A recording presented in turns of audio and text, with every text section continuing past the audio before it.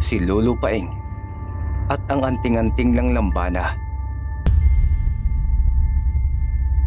Taong 1960s sa Tagumbaryo ng Palawan. Karanasan ng isang antingerong si Lolo Paing noong binata pa lamang ito. Kilala ang kanyang lugar na sobrang ganda. Maraming araw noong mga turista ang pumupunta roon. Kahit na liblib gawa ng sobrang kanais-nais itong mapuntahan. Pero nagbago ang ganitong gawin ng mga turista nang may malaman sila tungkol sa lugar. Paing, gising na. At pakainin mo na mga baka at kalabaw sa bukid.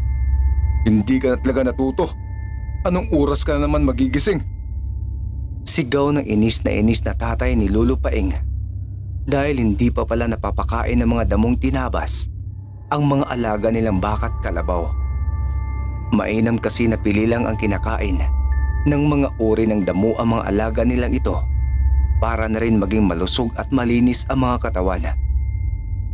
"Oo itay, babangon na po." Alistong sambit ni Lolo Paing habang nagrereklamo. Dahil hindi pa nga siya nakakapag-umagahan, iutos agad ang sasalubong sa kanya. Wala na rin siyang nagawa dahil kailangan niyang sumunod sa kanyang ama. Dahil kung hindi, papaluin na naman siya nito. Wala nang ina si Lolo Paing. Ulila na siya rito dahil sa isang trahedyang kahit ngayon ay hindi pa nila natutuklasan.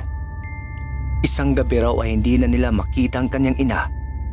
Huli nila itong nasilayan noong nasa bukid siya at nagpapakain sa mga alaga nila. Parang may kung anong nilalang din ang nakita ng kanyang ama malapit doon. Kung kaya't pinaniniwalaan nila na namatay na ito. Yun ang sabi ng ama ni Lolo Paing. Patay na raw ang kanyang ina. Kung kaya't simula noon ay hindi na nanumbalik ang lakas ng mag-ama. At noong buhay pa ang kanyang ina ay hindi pinapadapuan ng lamok itong si Lolo Paing. Ngunit gano'n na lang ang pananakit ng tatay nito matapos mangyari ang malagim na sinapit ng kanilang ilaw ng tahanan. "O Paing, nandito ka rin pala sa bukid. Magpapakain ka ba ulit ng mga alaga mo?" Sambit ng kaibigan ni Lolo Paing na si Karding.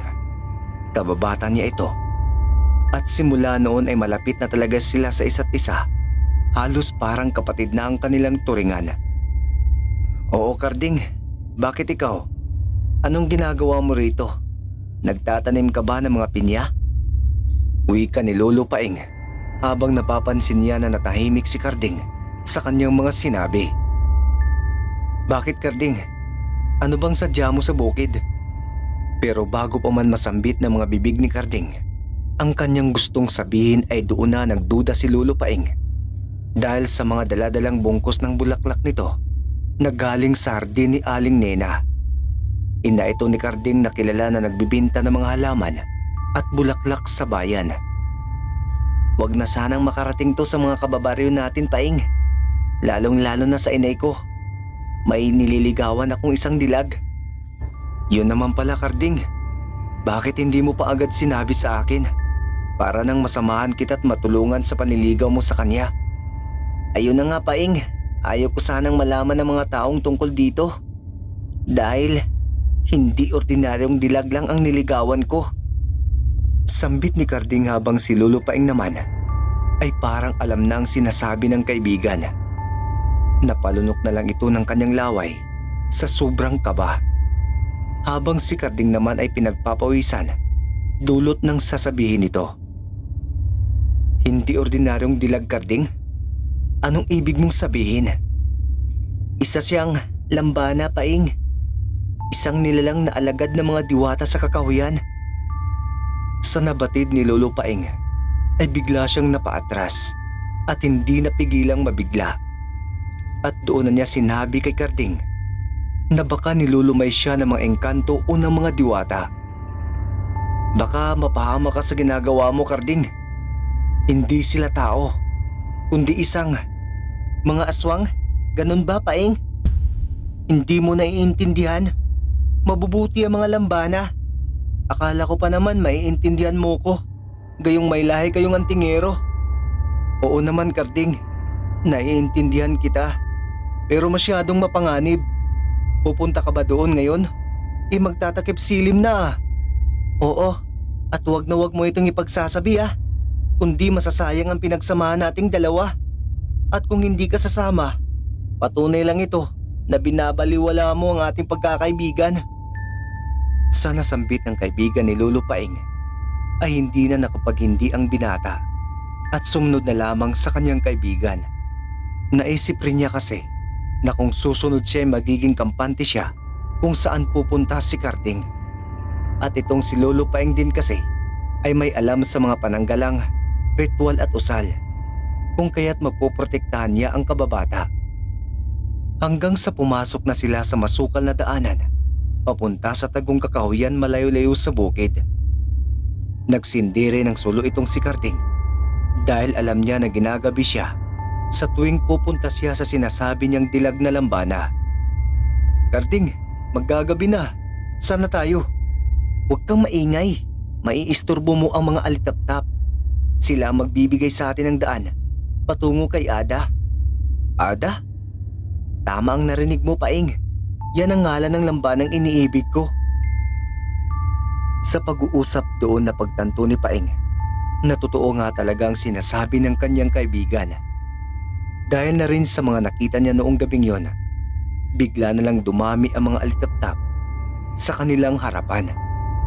Nakita niya rin si Karding na napapikit at tila ba pinapaubaya na sa alitaptap ang kanyang katawan. At ganoon rin ang nangyari kay Lolo Paing. Dinala rin siya ng mga alitaptap sa kawalan.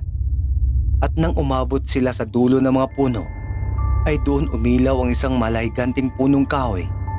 At doon nagkaroon ng lagusan papunta sa mundo ng mga lambana. At sa mga oras ng iyon ay dumampi sa mamasa-masang damo ang mga paa ni Lolo Paing at ng kanyang kaibigan. Napansin ni Lolo Paing na magkaiba ang oras ng mundo ng mga mortal sa mundo kung saan sila naroon. Tirik na tirik kasi ang araw at sobrang daming halaman at bulaklak. Nakikita niya rin doon ang mga tinitindang bulaklak ng ina ni Karding. At halos manlaki ang mga mata niya sa sobrang ganda ng paligid. Pati na rin ang tubig at batis doon ay sobrang linis at nakakagaan ng pakiramdam. Nandito na ba tayo, Karding? Oo, Paing. Pero kailangan pa nating magbaliktad ng mga damit para hindi tayo maamoy o matunton ng mga engkanto at mga diwata. Dahil masyado silang mahigpit sa mga pumapasok dito mga mortal. Nang masambit ito ni Karding, ay doon sila nagbaliktad ng halos lahat ng kanilang saplot. At sa pagkakataong iyon, ay doon na lamang nakampante si Lolo Paing. Hanggang sa bigla na lamang may naaamoy na halimuyak itong si Lolo Paing na naging hudyat ng kanyang pagkataka. May isang nilalang na lumalapit sa kanila na para bang kinakausap siya nito sa kanyang isipan. Hanggang sa nagsalita ito at kinausap si Karding. Karding, narito ka na pala. Ang akala ko'y hindi na kita makikita dahil sa panganib na dulot ng iyong paglalakbay dito. Magagawa ko ba yun, mahal ko? Handa akong maglakbay kahit ilang bundok o dagat pa ang pagitan natin para lamang makita ka, aking iniirog. Sambit ni Karding sa lambanang si Ada na animoy nalalapit sa mga diwata. Pero may mga pakpak ito na maihalin tulad sa mga paru-paro. At habang niyayakap nilang isa't isa, ay doon napansin ni Ada ang kasakasama ni Karding na tila may nararamdaman itong mahiwaga kay Lolo Paing at nakilala niya ito bilang si Tumaran, ikaw ba yan? Matagal ka naming hinintay para makita mo siyang muli. Hindi ako si Itay. At bakit mo kilala ang tatay ko? Lambana. Ikaw na ba si Paing? Sobrang kamukhang-kamukha mo ang iyong ama. Ngayon ay naiintindihan ko na. Hindi pa sinasabi sa iyo ng iyong itay ang totoong pagkatao mo at ang tungkol sa tunay na nangyari sa iyong ina. Hindi ko naiintindihan. Bakit kilala mo kami? At bakit? Anong tungkol sa aking ina? Alam mo ba ang tunay na nangyari sa kanyang pagkamatay? Patay? Hindi patay ang iyong ina, Paeng. Buhay na buhay siya. At sa katunayan ay isa siyang lambana. Isang maharlikang lambana, Paeng. Ano? Nasaan siya? Inay! Gulat na sambit ni Paeng na may lungkot na nararamdaman. Hindi niya halos maisip na isinikreto ito ng kanyang ama. Kung kaya nang malaman niya na buhay pa ang kanyang ina, ay agad nitong hinahanap kay Ada. Pero walang nasagot ang lambana sa kanya, bagkus ay ang malagim na sinapit ng kanyang ina. Buhay nga siya, Paeng. Pero dinagit siya ng mga nilalang na tinatawag na mantahungal. Isang mabangis at maitim na aswang na kayang maging isang kalabaw o baka. Pero nangangain ng mga manok at mga hayop sa bukid. Hindi ba nasabi sa iyo ng ama mo na yon ang sumalakay sa inyo kung kaya't sinakripisyo ng ina mo ang kanyang pakpak para kayo'y mailigtas? Pakpak? Paanong nangyaring isinikripisyo ni inay ang kanyang pakpak? Paano niya kami nailigtas gamit yun? Ang mga maharlikang lambana lang ang nakakagawa ng pagputol ng kanilang pakpak para maging isang anting-anting ng mga antingero. At yun ang binigay niya sa iyong ama para kayo hindi makuha ng mga aswang na mantahungal. Ikinagulat ni Paeng ang isiniwalat ni Ada sa kanya. At napatingin siya sa kwintas na kanyang suot-suot noong bata pa lamang siya. Hindi niya akalain ang ibinigay na kwintas ng kanyang ama ay pakpak pala ng kanyang ina na naging isang anting-anting. At nang madiskubre ito ng lambana, ay ngumiti ito at sinabi kay Karding na, Hindi ka na mahihirapang pumunta sa aming mundo, mahal ko, dahil kay Paeng na ang susi sa inyong pagpunta dito. Ang anting-anting ng pakpak ng maharlikang lambanang si Agwa. At nang masambit ito ni Ada, ay doon mas nasabik si Lolo Paeng na mailigtas niya ang kanyang ina dahil pwedeng-pwede pala silang umalis na sa mundo ng lambana kahit na anong oras nila naisin. Kung kaya nang malaman ni Paeng, dulot na rin ang masabi ni Ada kung saan ikinulong ng mga aswang ang kanyang ina, ay doon na siya alistong pumunta roon sa isang kuweba na may mga bantay na mga mantahungal. Kaya gamit ang anting-anting ng kanyang ina, ay doon niya pinasabog ang kuweba para mapatay agad ang mga nilalang. Ikinagulat din ito ni Ada at Karding kung bakit maalam na agad si Paeng sa paggamit ng anting-anting at iisang linya lang ang kanyang sinabi at ito ay, siguro ay dahil sa ako'y kalahating antingero at kalahating lambana. At sa nasambit ay napangiti ito at alistong pumunta sa kuweba. Doon niya naabutan ang mga nagbabantay ng mga aswang na mantahungal, pero hindi man lang nila nakalmot o nasugatan na itong si Lolo Paeng. Bagkus ay ginamit ng binata ang halimuyak ng anting-anting para patulugin ang mga kalaban nito. At sa dulo ng kuweba ay may narinig siya, ang busis na matagal na niyang hindi naririnig, ang busis ng kanyang ina na si Agwa. Paeng, anak ko, tulungan mo ako. Hawak nila ang diwa ko. Kunin mo to sa pinuno nila. Hindi na nagatubili pa si Paeng at tumungo na agad sa pinuno ng mga aswang na mantahungal at nag-usal ng dasal para patayin ang nilalang. Tumatawa lang ito pero nang matapos si Paeng sa pag-uusal, ay doon na nabilaukan ang pinuno ng mga aswang at naging sanhi ng kanyang pagkamatay. Siyang tunay nga na makapangyarihan ang anting-anting.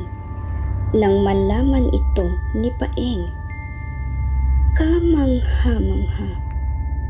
Nang masambit ito ni Ada, ay doon napangiti si Agwa at nakampante ang kanyang loob pero dahil sa panghihina, ay nawalan ito ng malay. Pero matapos mawaksi ang buhay ng pinuno ng aswang na mantahungal, ay doon napakawalan ang diwa ng maharlikang lambana. Hindi niya ito namalayan at walang ano-ano Kinuha na lang ng mga alitaptap sina Paing at ang kanyang ina.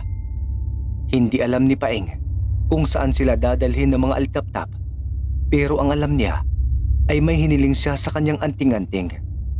Ito ay ang makumpleto sila ng kanyang pamilya. Pero naisip niya kung nasaan si Karding, at hindi nga siya nagkamali. Naiwan nga ito sa mundo ng mga lambana. Pero nakampante naman ang kanyang loob nang sinambit ni Karding ang mga ito. "Huwag mo kong alalahanin, Paing. Gusto ko nang manirahan dito. Bibisitahin ko na lamang ang aking ina sa oras na babalik ka rito. Huwag kang mag-alala. Minuto lamang ang pagitan ng 1 taon dito sa mundo natin. Hindi mo namamalayan na parang wala ring nangyari. Paalam sa ngayon, aking kaibigan." Sabay ngiti nito habang kayakap ang magandang lambanang iniirog niyang si Ada.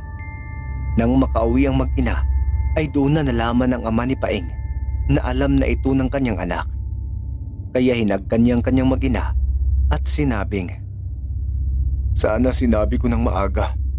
Di sana'y hindi na umabot sa ganito agwa. Huwag mo nang isipin yan, Tumaran. Alam na ng ating anak at alam niya rin gamitin ang anting-anting na binigay ko sa inyo bilang isang proteksyon. Handa na siyang ipagtanggol ang mundo ng mga mortal at ang mundo ng mga lambana. Sambit ng ina ni Lolo Paing na kahit hinangina ay abot tenga naman ang ngiti sa kanyang pagkagalak sa muling pagbabalik niya sa kanyang pamilya. Nang marinig ito ni Lolo Paing, ay pinursige niyang palawakin ang kanyang isipan at ang kanyang kakayahan para maging mas maalam pa siya sa paggamit ng anting-anting. At hindi nagtagal ay naging biyasa at bantog na siyang antingero sa mura niyang edad. Hanggang sa tumanda siya at namatay, na ang kanyang mga magulang ay alam niyang hindi siya nag-iisa dahil nasa puso't isipan pa rin niya ang mga ito. Sabay sabing, Kahit na wala na kayo, Inay, Itay, ipinapangako ko na hindi ko hayaang mapahamak ang mundo ko at ang mundo mo, Inay. Ligtas ito dahil nandito sa akin ang makapangyarihang anting-anting na gawa sa inyong sakripisyo, pagmamahal sa akin. Ang kwintas na galing sa matibay na baging na ginagamit mo, Itay, at ang pakpak mo, Inay, ang anting-anting ng lampana.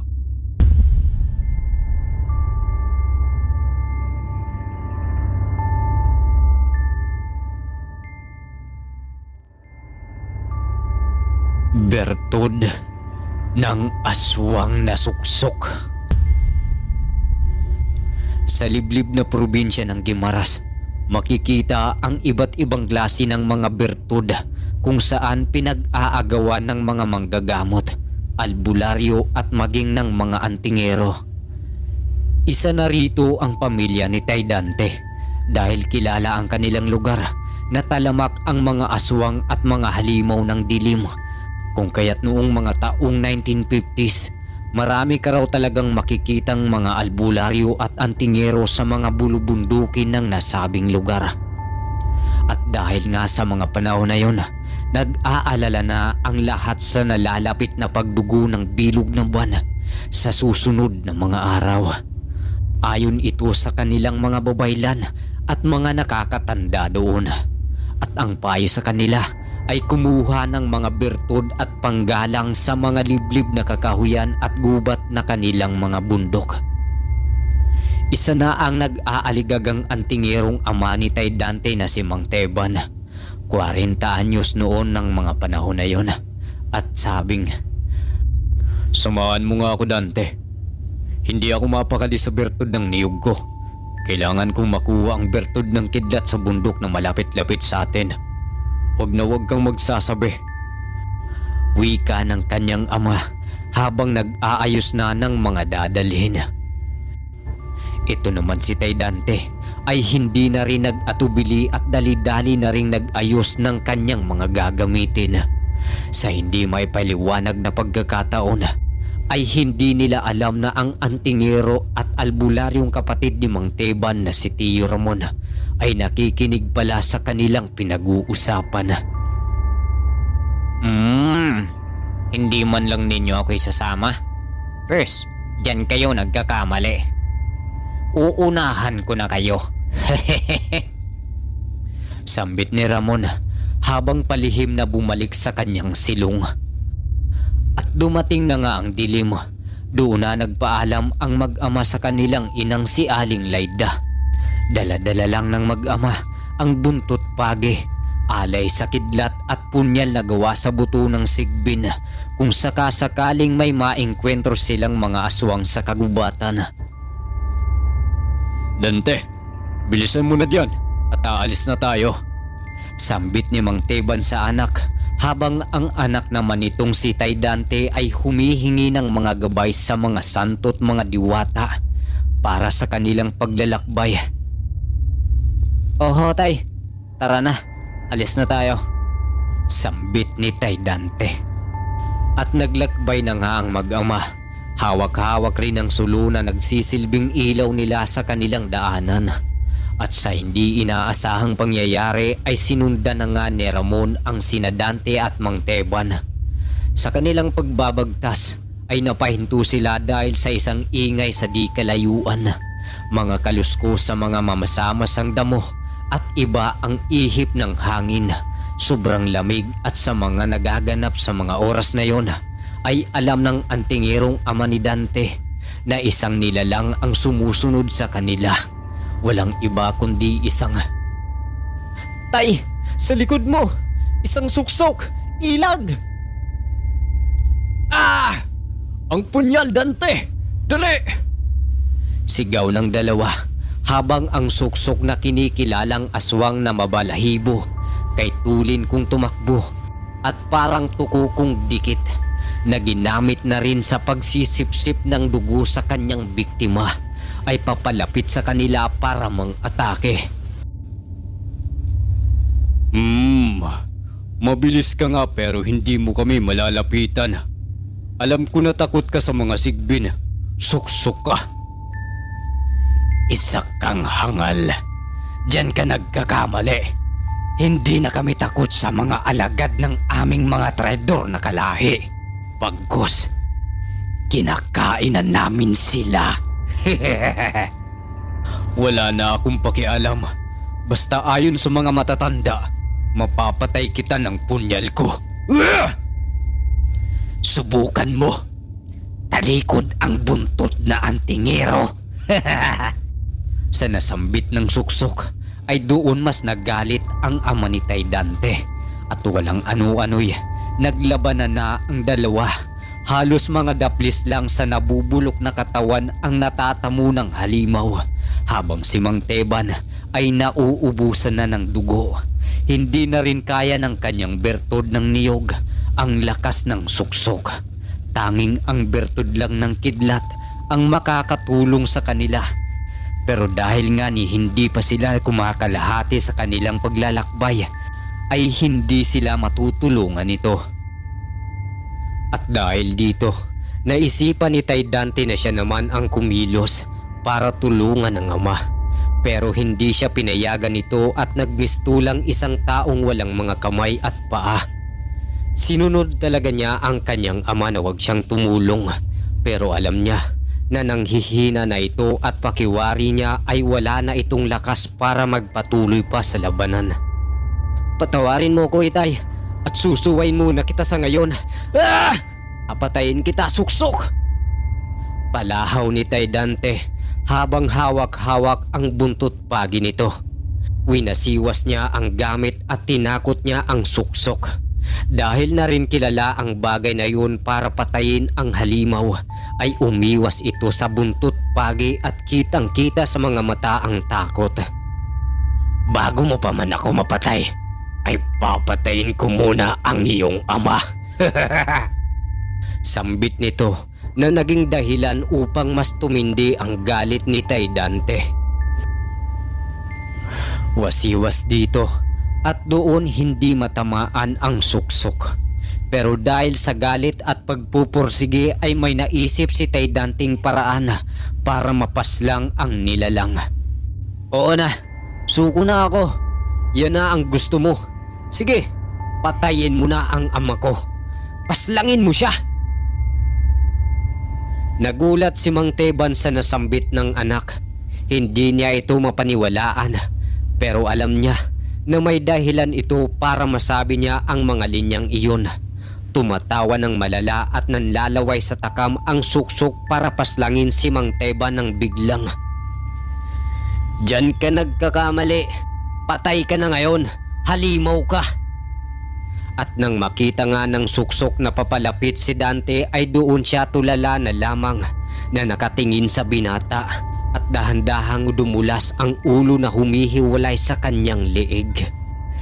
Hindi pala niya namalayan na napugot na ang kanyang ulo ng buntot paging gamit-gamit ni Tay Dante. Paano? Palahaw niya na sa kanyang kamatayan ay nagtaka siya na kung papaano nangyari yun. Ngayon alam mo na kung sino ang kinakalaban mo. Kampo ng dilim. Nagulat din ang ama ni Tay Dante kung papaanong ang anak niya na walang alam sa pakikipaglaban ay napatay ang naengkwentrong nilalang na suksok. Kitang-kita sa mga mata ng ama ang galak ng maipagtanggol siya ng anak. Hindi na rin makakauwi ang dalawa dahil malayo na rin ang kanilang nilakbay. Dahil habang inaatake sila ng nilalang ay panay ang pagtakbo nila at hindi namamalayang malayo na ang kanilang narating. Samantala'y nilamon na ng lupa ang mga labi ng suksok at doon nila napansin na hindi pala sumama ang mga balahibo nito at naging isang bertod. Doon na nila nalaman na ang suksok pala na iyon ay may malakas na kapangyarihan. May dugong bughaw pala ang suksok na naengkwentro natin. Salamat at magagamit natin to sa paglalakbay para makuha natin ang bertod ng kidlat. Hindi ko akalain na mapapaslang ko siya, Itay. Marahil nakikita kasi kita na nag-iinsayo. Siguro natutuhan ko yun sa iyo. Sambit ni Tay Dante. Hindi na nakapagsalita si Mang Teban sa anak at ngumiti na lang ito sa kanya. Kinuha ni Mang Teban ang bertod ng suksok at sa pagkakataong yon ay binigay ni Mang Teban ang bertod sa anak. At nagulat naman si Dante dahil hindi niya ito inaakala. Bakit niyo po binibigay ang mutya sa akin, Itay? Ikaw ang nakapatay sa nilalang. Sa iyo lang susunod ang bertod. At marami pa tayong makakaengkwentro sa kagubatang ito para lamang makuha ang bertod ng kidlat sa tuktok. Wala nang nasambit si Tay Dante kundi ang pagsunod sa ama. Binulsa niya ito at bigla na lamang parang may bumulong sa kanyang boses sa loob ng mahiwagang bertod. Hanggang sa sumikat na ang haring araw at nagsimula na silang magbagtas. Ramdam din ni Tay Dante ang lakas na binibigay ng bertod na suksok sa kanya. Ngayon alam na niya na may laban na siya sa mga kung anuman ang mga nilalang na makakalaban nila sa paghahanap ng bertod ng kidlat. Nak, bago pa man dumilim, kailangan na nating makahanap ng malinis na maiinom na tubig at ng mga kamote para sa ating makakain. Oho, Itay. Pero Tay, kanina, may iba ako. Kanina ko pa nararamdaman. Pati na rin ang bertod ng suksok na may sumusunod sa atin. Isang uri na naman ba ng aswang, Nak? Maganda ka. Yun nga ang pinagtataka ko, Tay. Alam ng bertod kung nilalang ng dilim ang sumusunod sa atin. Pero sa pagkakataong to, walang binibigay na pahiwatig ang bertod. Tahimik lang na nakikiramdam ang dalawang mag-ama sa paligid. Pero wala ni isang galaw ang kanilang natatanaw. Kaya binaliwala na lang nila ito. Dahil alam nilang maggagabi na rin maya-maya.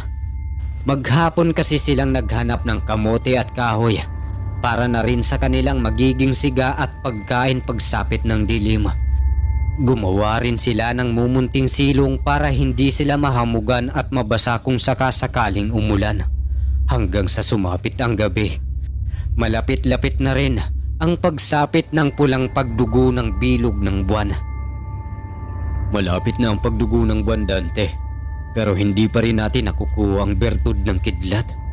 Nalulungkot ako. Baka mapahamak na ang iyong ina at ang mga kaanak natin sa ating lugar. Huwag kang mag-alala, Itay. Hindi natin papayagan na maghari ang kasamaan sa ating lugar. Gayong may bertud na rin tayo ng suksok. Magkakatulong din ito para mapaslang ang mga iilang aswang na makakaengkwentro natin.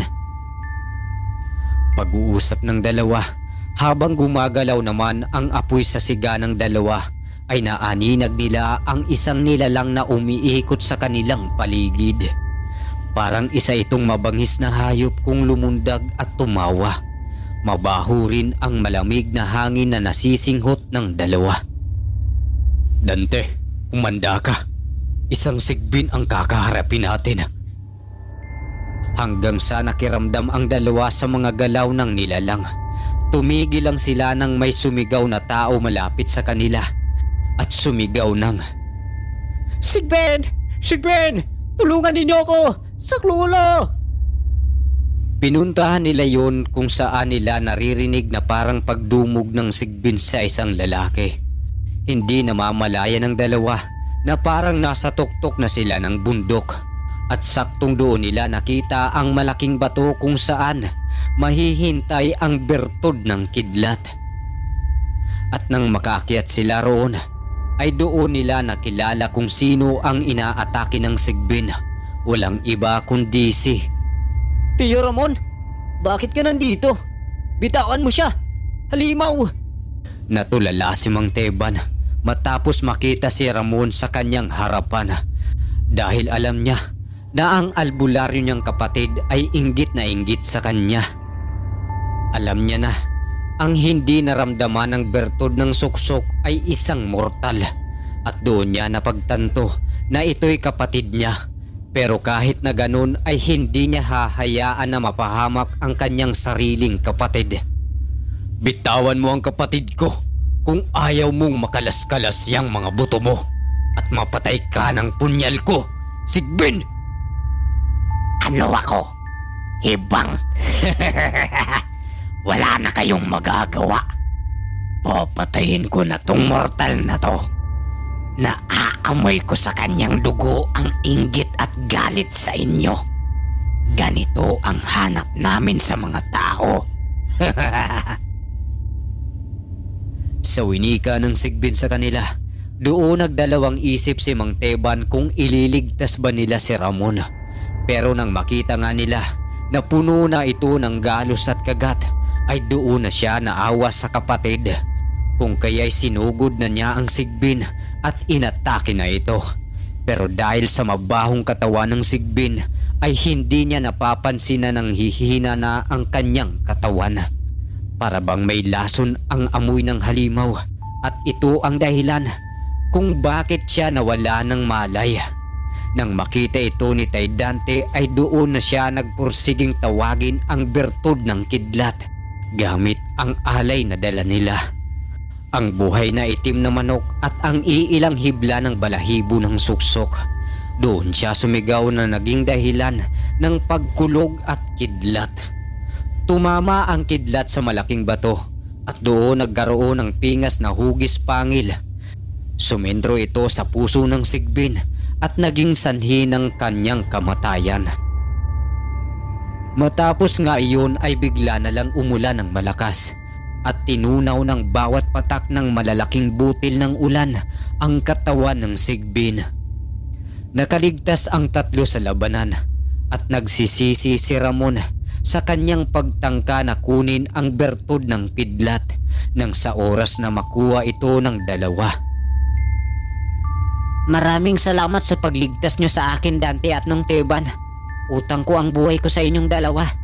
Tanggap ko na kayo ang karapat-dapat na magmay-ari ng bertud ng kidlat.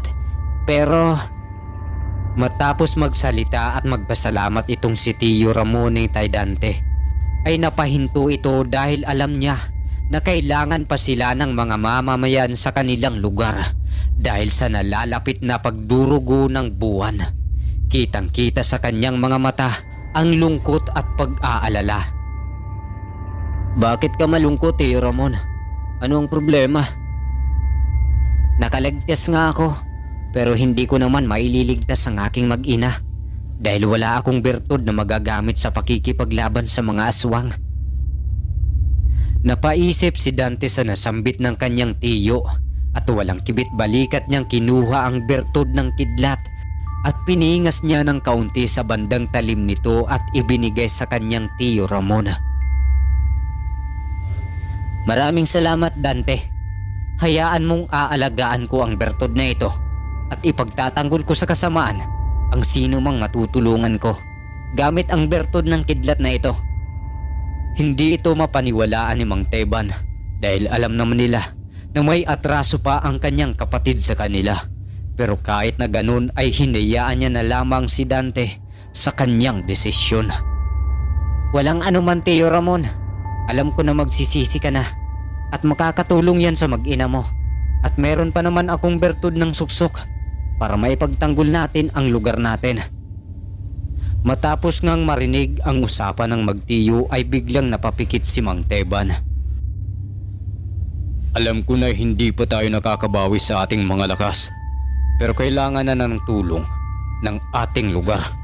Marami nang nagsisigawan doon. Nararamdaman ito ng bertud ng niyog na gamit ko, kaya tara na. Dante at Ramon, patayin natin ang mga aswang gamit ang ating mga bertud. Sigaw ni Mang Teban, kasabay nila Tay Dante at ng tiyo Ramon ito. Maraming salamat sa bertud ng aswang na suksok at nagamit ito ni Tay Dante sa pagguha ng bertud ng kidlat at sa pagsugpo ng mga nilalang ng dilim, aswang at ng mga halimaw na makakaengkwentro nila sa kanilang probinsya. Wakas.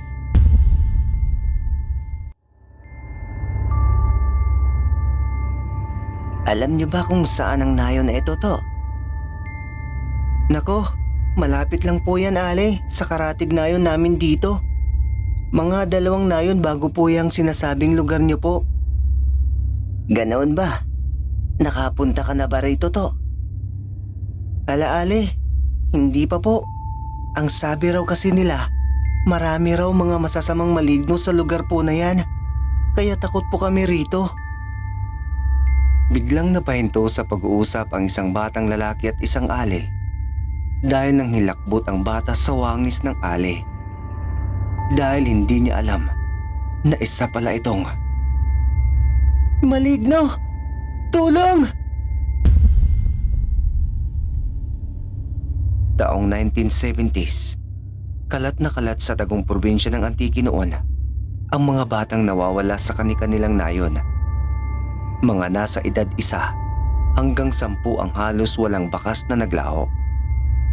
Kung kaya't noon pa man, ginagawa ng panakot ng mga nakatatanda na ang mga taong hindi nila kilala ay maaaring mga maligno, engkanto o aswang na kumukuha ng mga sutil na mga paslit. Kung kaya't habang lumalaki sina Bintoy, Clarissa at Ruben ay namulat sila sa ganitong balita. Nawawala raw si Nonoy kahapon at hanggang ngayon hindi pa rin siya nahahanap. Sambit ng batang si Bintoy sa mga kalaro sa isang bakanting lote. Nako, naglayas lang yan. Alam nyo naman na lagi ang nagbubulakbol at naghahanap ng dahilan para makatakas sa lasinggo ng tatay na si Mang Cardo. Tugon naman ni Ruben na para bang may alam talaga sa nangyari sa paslit na si Nonoy. Husto na yan, Ruben. Ang alam ko, nagkabati na sila ng kanyang ama nang mawala siya. Kapitbahay ko si Nonoy kung kaya't sigurado ako na hindi siya maglalayas. Sambit naman ni Clarissa sa biro ni Ruben. Hindi kaya dinukot siya ng maligno, Ruben? Ruben! Tulong! Sigaw ni na Clarissa at Bintoy. Ha? Saan? Tulong! Ayokong kunin ng maligno! Takot na hiyaw nito habang nagsisitawanan ang kanyang mga kasama. Duwag ka pala, Ruben eh. Huwag ka kasing gumawa ng kwento kung hindi mo alam. Sambit ni Clarissa kay Ruben. Pero tutugon na sana si Ruben sa inis.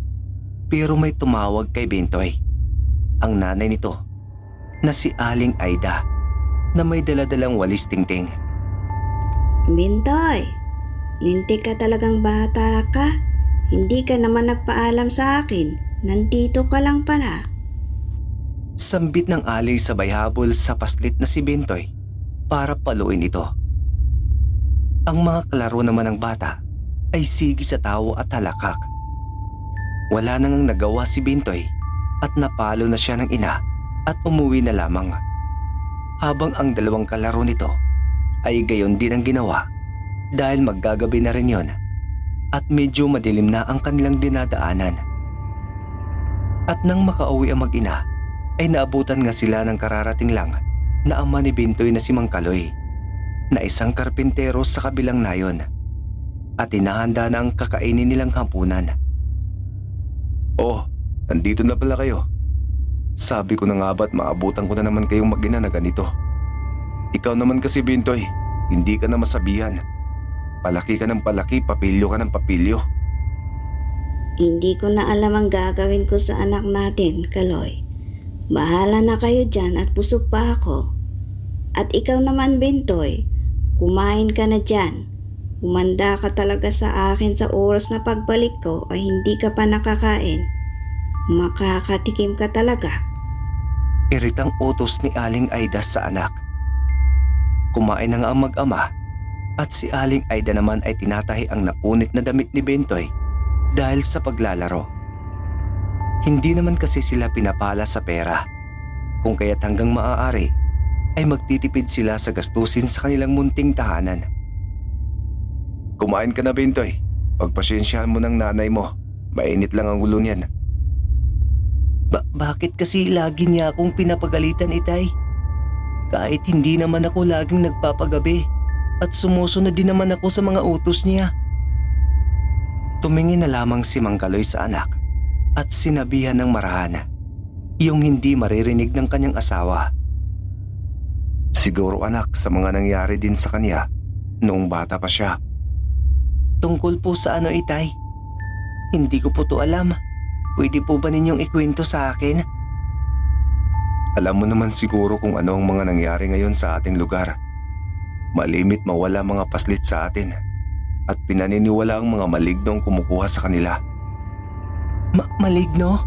Totoo nga ba talaga sila, Itay? Akala ko po gawa-gawa lang po ng mga matatanda. Oo, Bintoy. Totoo sila. Rinig na rinig ko na marami ding nawawalang mga bata sa kabilang nayon kung saan ako nagtatrabaho. At ito ang naranasan din ng iyong ina, ang dukutin ng mga maligno. Ha? Paano yun, Tay? Katulad mo, isa ring sutil na batang iyong ina. Kung gayong ito ang dahilan kung bakit siya dinudukot ng mga ito. Pero mabuti na lang at nakaligtas siya at doon na siya nagbago. Bukod kay Inay, Itay, marami rin bang nakaligtas nang madukot sila noon? Yun nga sanang sasabihin ko sa iyo, Bintoy. Hindi lahat ng mga paslit ay nakakaligtas sa pandurukot ng mga maligno. Dahil dinadala nila ang mga kawawang paslit sa kagubatan at doon na lang hayaang mamatay. Mabuti na lang, Itay, at nakaligtas si Inay sa mga maligno. Pero paano siya, Itay, nakatakas? Gayong sabi mo, hindi na sila nakakaalpas sa kagubatan kung saan sila dinadala ng mga maligno. Hindi na nakasagot si Mang Kaloy sa mga sinabi ng kanyang anak. Dahil napansin niya sa napakahabang kwentuhan nila ay parang nahahalata na sila ni Aling Aida na siya nang pinag-uusapan nila. Kaya hindi na pinagpatuloy pa ni Mang Kaloy ang usapan nilang dalawa ng kanyang anak at iniba na lang ito. Mabuti yan, Bintoy. Tapos ka na sa pagkain. O siya, maya-maya'y matulog ka na rin. Pumasok ka na muna sa kwarto mo. Pumasok naman ang kanilang anak sa kwarto nito at matapos noon ay nagsimula na magduda si Aling Aida sa naging pag-uusap ng mag-ama at sinabing, Akala mo ba na hindi mo maririnig ang usapan ninyo ni Bintoy? Akala ko ba na nakalimutan na natin ang lahat ng mga nangyari? Ikaw lang ang pinagsabihan ko nito, Kaloy. Sana naman ay maintindihan mo ang pinagdaanan ko. Manghiyak-ngiyak na sambit ni Aling Aida sa asawa hanggang sa pinapatahan niya ito. Napaupo ang dalawa habang nakasilip naman si Bentoy sa pintuan ng kanyang kwarto. Matutulog na sanang mag-asawa, pero may isang boses ang narinig ng dalawa. Isa itong boses maligno. Hindi ka makakatakas sa amin, Aida. Oo nga't nakaligtas ka sa amin. Pero kukunin namin ang kinuha mo sa aming mundo. Umanda ka sa nalalapit mong kamatayan. Halakhak ng malademonyong boses at bigla na lang lumakas ang hangin sa labas na animoy isang buhawi ang dumaan. At matapos naman itong marinig ni Aida ay hindi na nagatubiling kunin ang pananggalang na galing sa kanyang altar. Isa itong tila mahiwagang mutya na gawa sa namuong laway ng isang nilalang. Marahil ito ang hinahanap ng mga maligno. Hindi kaya? Oo, natagpuan niyo ako. Pero hindi niyo makukuha ang mutya ng laway ng inyong kadugot lahi. Layas! Mga maligno! Layas! Palahaw ni Aling Aida at walang ano-ano'y agad na lang nawaksi ang mga malignong gustong pumasok sa kanilang tahanan. Sa pangyayaring hindi napansin ni Aling Aida na nakikita ito ng kanyang anak na si Bentoy, kung kaya't nilapitan niya ito at agad-agad na niyakap at sinabing, Hanggat na sa atin ang mutya ng laway ng maligno, ay ligtas tayo, anak. Huwag ka nang mag-alala. Wala na sila. Bumalik ka na sa pagtulog mo. Kinaumagahan, parang wala man lang nangyari sa labas. Kamangha-mangha na sa lakas ng hangin noong gabing yon, paniguradong maraming natumbang kahoy at maraming napinsalang kalapit bahay. Pero wala man lang kahit na isa. Ipinagtataka ito ng pamilya dahil na rin sa trumang dinala nito sa kanila. At sa mga oras na yon ay hindi na sila sumubok pang lumabas para na rin sa kanilang kaligtasan. Pero nang dumating ang oras ng kanilang tanghalian, ay doon nag-iba ang timpla ng kanilang kapalaran. Tao po. Tao po. Ito po si Clarissa. Kasama ko po si Ruben. Magpapaalam po sana kami sa inyo na makalaro namin si Bentoy. Ayos lang po ba? Tulog ang anak ko. Hindi siya pwedeng lumabas. Sambit ni Aling Aida sa mga kalaro ng anak, pero hindi alam ni Aling Aida ay narinig ito ni Bentoy. Bilang isang paslit, sabik na makita ng batang kanyang mga kalaro. Pero alam niya na may masamang mangyayari sa kanila sa labas kung pilit siyang makikipaglaro sa mga ito dahil sa mga umaaligid na maligno. Pero nang makita niyang mutya, ay doon na niya naisip na kunin ito para gawin niyang proteksyon. Tatakas ako. Ayos na siguro to. Hindi na ako malalapitan ng mga maligno kung nasa akin ang mutya nila. Pero bago pa man tumakas si Bentoy, ay nagtulog-tulugan muna ito para makita ng kanyang mga magulang na hindi siya lalabas ng bahay. Pero nang tinawag siya ng kanyang ina, ay doon na nila natuklasan ang totoong nangyari. Bentoy, kain na. Handa na ang mainit na sabaw at may prutas ako doon para sa'yo. Bago na, anak. Bentoy? Sambit ni Aling Aida sabay bukas ng pintuan. Ayoko po. Masama po ang pakiramdam ko. Bakit? Ano bang nararamdaman mo, anak? Sabihin mo sa akin. Pag-alalang sambit ni Aling Aida hanggang sa Hindi ako si Bentoy. Tinakas na ng anak mo ang mutya namin. Kung kaya't pwede ka na namin kunin sa wakas. Kasama ng iyong minamahal na asawa, Aida. sambit ng huwad na anak nila. Isa pala itong maligno na nagpanggap na Bentoy.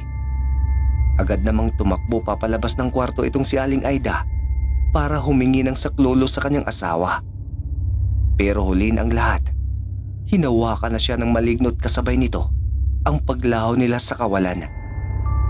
Sa kabutihang palad ay sumaboy ng asin ang asawa ni Aling Aida sa maligno, kung kaya't hindi ito nahawakan ng nilalang.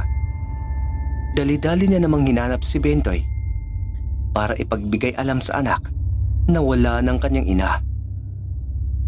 Bintoy! Bintoy! Kinuha na ng malignong ina mo. Nawawala sa kanyang mutya. At nasa iyo pala ito. Gulat na sambit ni Mang Kaloy sa anak. Patawarin mo ko, Itay. Hindi ko sinasadya. Huli na ang lahat, Bintoy. Wala nang iyong ina. Lumipas ang maraming taon. Dahil sa pagsisisi ni Bentoy, ay sinanay niyang kanyang sarili upang maging isang bihasang antingero. Pero ikinalulungkot niyang malaman noong paslit pa siya na nagpakamatay ang kanyang ama dahil sa pangungulila sa kanyang ina na si Aling Aida. Kung kaya ay dito namuo ang pagpupursige ni Bentoy na magsanay para hanapin ang kanyang ina kung nabubuhay pa man ito. Huwag kang mag-alala, Itay, at patawarin mo po ako. Ipinapangako ko na hahanapin ko si Inay. Nakakalungkot lang na sumuko ka na at hindi mo nakayanan. Ako na lang sanang nawala. Mangiyak-iyak na sambit ni Bentoy na agad namang tinugunan ng pagtatahan ng kanyang asawa. Nasa 8 gulang na si Bentoy nang maabot niya ang karanasan sa paggamit ng mutya. Nagkaroon na rin siya ng mga anak at mabuting asawa. Huwag kang malungkot, mahal ko. Huwag kang mag-alala. May awa ang Diyos. Tugon ni Clarissa, ang kasintahan ni Bentoy, ang dating kalaro niya na naging asawa niya sa pagkakataong ito. Dahil na rin sa pagpupursige ni Bentoy, ay napaibig niya si Clarissa. Nang mga oras ng iyon, ay doon naging mabuti ang lagay ni Bentoy at sinabing, "Ipinapangako ko, Clarissa, makikita nating muli ang inay at si Ruben. Pangako yan. Handa na ako. Malapit ko na silang makuha sa mga maligno. Gamit ang mutya ng kanilang lahi. Magbabayad sila sa ama ko at lalong-lalo na sa atin." Palahaw ni Bentoy na may galit sa mga malignong salta sa kanilang nayon. Gamit ang mutya ng laway ng maligno. Alam ni Bentoy na makakapiling niya ang kanyang ina at si Ruben. Si Ruben ay nakuha rin ng mga maligno noong naglalaro sila at tanging si Clarissa lamang ang kanyang nailigtas gamit ang mutya ng laway ng maligno na siyang tunay na makapangyarihan.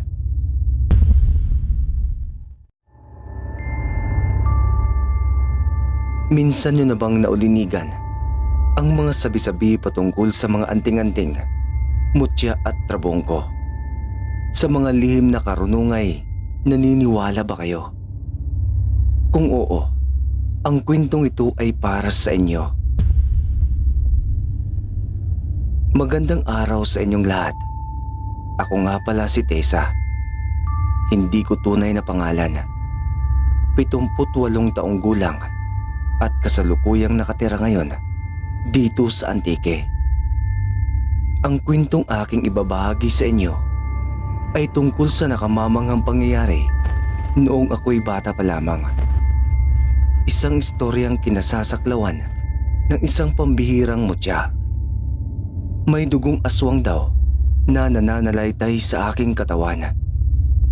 Pinagdidiinan nilang nagmula raw ako sa angkan ng mga kulto at mambabarang. Ganito ang indak ng buhay na aking kinamulatan. Sa edad na 12 taon ay naging alipin ako ng pangungutya dahil sa malaking bukol sa aking likod. Isa po akong kuba. Mahahaba ang aking daliri sa magkabilang kamay at maging sa aking mga paa. Ang kulay ng aking balat ay may kaitiman, habang ang aking mga buhok naman ay palaging sabog. Anumang pagsuklay at pagligo man ang aking gawin, ay hindi pa rin ito nagiging presentable. Banlag din ang magkabila kong mata, kaya palagi akong napagkakamalang nanilisik. Ang mga katangiang ito'y minana ko lamang sa aking nanay at tatay. Ang mga nakasusuklam na deskripsyong ito ang nagtutulak sa mga kabaryo namin upang paghinalaan kaming aswang. Matagal nang patay ang aking ama sa kadahilanang pinaslang siya ng mga kabaryo namin dahil napagkamalan siyang aswang at pinagbintangang pumatay sa isang lalaki. Mayroon kaming saka na malayo sa aming bahay. Doon nakatayo ang kubo ni tatay at madalas siyang natutulog doon upang bantayan ang kanyang pananim. Habang kami naman ni nanay ay nasa bahay lang namin kasama sina lolo at lola. Ang bangkay ng lalaki ay natagpuan malapit lamang sa kubo ni itay. Ang bangkay kasing iyon ay natagpuang wakwak ang katawan at wala na ang mga laman loob. Hinala ng karamihan ay pinatay iyon ng aswang dahil si itay lamang ang malapit sa lugar kung saan nakita ang bangkay. Agad siyang napagbintangan. Habang abala si itay na nagtatanim, ay sinugod siya ng mga kaanak ng lalaki. At nang matisod sa isang bato, walang pag-aalinlangang pinagtataga nila si itay hanggang sa malagutan siya ng hininga. Mabilis na kumalat ang balitang yun sa baryo namin. Noong panahong yun, ay parang pinagsakluban kami ng langit at lupa matapos naming mabalitaan ni nanay ang nangyari. Dahil sa galit ng mga tao ay nagpasya si Lolo na tumira na lamang kami sa liblib na lugar. Huminto na rin ako sa pag-aaral upang makaiwas sa gulo. Noon kasi, araw-araw nagiging kalbaryo para sa akin ang pagpasok sa paaralan. Unang tungtong ko pa lamang doon ay naging lapitin agad ako ng tukso. Kaya rami kong naririnig na masasakit na salita sa ibang mga estudyante. Madalas ding nadadamay ang aking pamilya sa walang habas nilang pangungutya. Aswang daw ang aking ina, mangkukulam daw ang aking lola, at pinuno ng kulto ang aking lolo. Ang mga katagang ito ay paulit-ulit na ipinamumukha sa akin ng mga kapwa ko mag-aaral. Kung sa iba, ang paaralan ay tinuturing nilang lugar na kung saan ay makikilala nila ang kanilang mga kaibigan. Pero para naman sa akin, ang eskwelahan ay lugar na pinamamahayan ng mga demonyo at kadluan ng bangungot. Kaya hindi ninyo ako masisisi kung naihambing ko ito sa impyerno. Isang hapon, inutusan ako ni nanay na bumili ng kalahating kilo ng karne. Buong akala kasi ni nanay ay hindi ganoon kainit ang tingin ng mga tao sa akin. Kahit napakadelikado ay pumayag ako dahil sa edad na 12 ay naiintindihan kong mapapahamak lamang sina lolo't lola. Maging si nanay kung sila pa ang aalis upang bumili. Habang nasa palengke ay pinagtitinginan ako ng mga tao. Ang pagpasada ng kanilang mga tingin ay mula ulo hanggang paa na talaga namang nagiging sanhi ng aking panliliit sa sarili. Ang tindera ng karne na nilapitan ko ay wari bang takot na takot sa akin. Sobrang bilis niyang kumilos at agad na ibinigay sa akin ang kalahating kilo ng karne. Maya-maya lamang ay may kumatok na isang piraso ng bawang sa aking ulo. Pagkatapos ay nasundan pa iyon ng kairaming mga bawang at pagsasaboy ng asin.